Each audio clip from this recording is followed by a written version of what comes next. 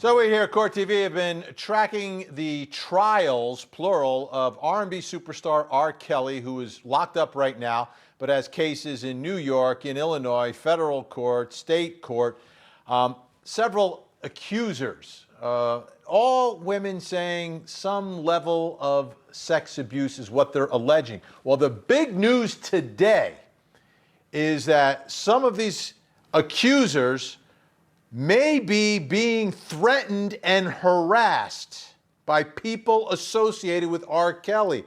At least that's what prosecutors are saying. Let me put up on the screen. We've got three sets of accusations here. The first one against a man named Richard Arlene, who's allegedly a longtime friend of R. Kelly.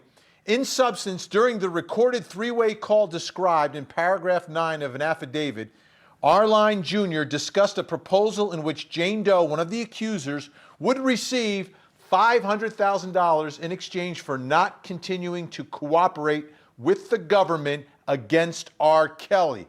One of the accusations, okay? Next one.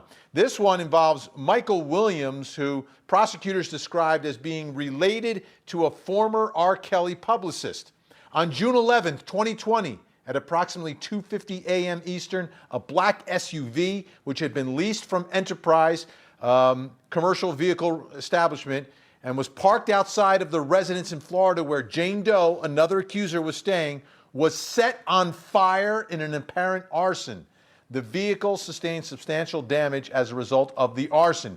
Third accusation, this one involving Donnell Russell, who was allegedly a manager and advisor to R. Kelly.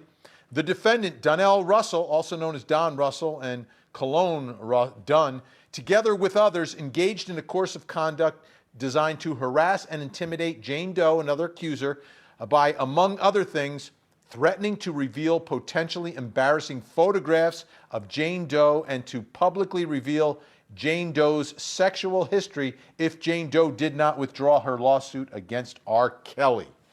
Wow. So, these are the accusations. Again, these people the government is saying, all tied to R. Kelly, who they've really been painting a picture of as being some sort of a crime boss. And I've been sort of skeptical about that. I'm a little less skeptical tonight. So let's bring in R. Kelly's attorney joining us from Chicago tonight, Steve Greenberg. Steve, you know, one of the issues we've been talking about is the government saying they want anonymous jurors, and I was very skeptical about it. But if the government has evidence that associates of your client are intimidating and threatening and attempting to pay off Am I your associate? Vinny, am I your associate? Would you describe me as your associate? You're my guest. Okay. You're my guest. But what does that mean, an associate of R. Kelly? What does that really mean? Now, Okay, Don Russell, okay. Don A Russell manager, has a relationship. manager? Former manager. Okay. Okay.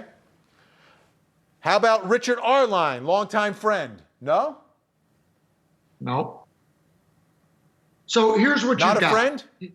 Here's what you've got. Let's start with Don Russell, okay?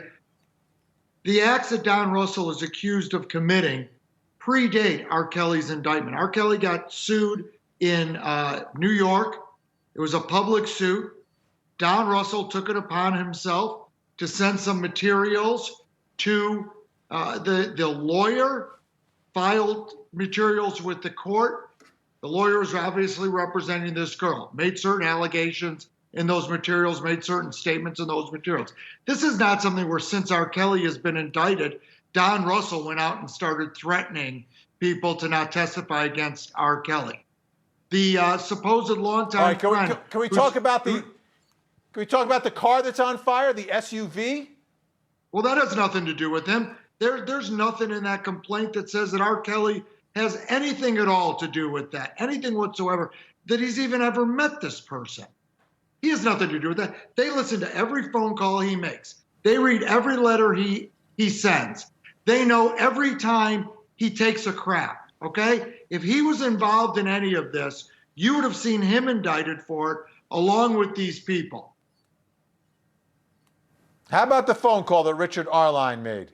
The $500,000. He's not on that phone call. With the government.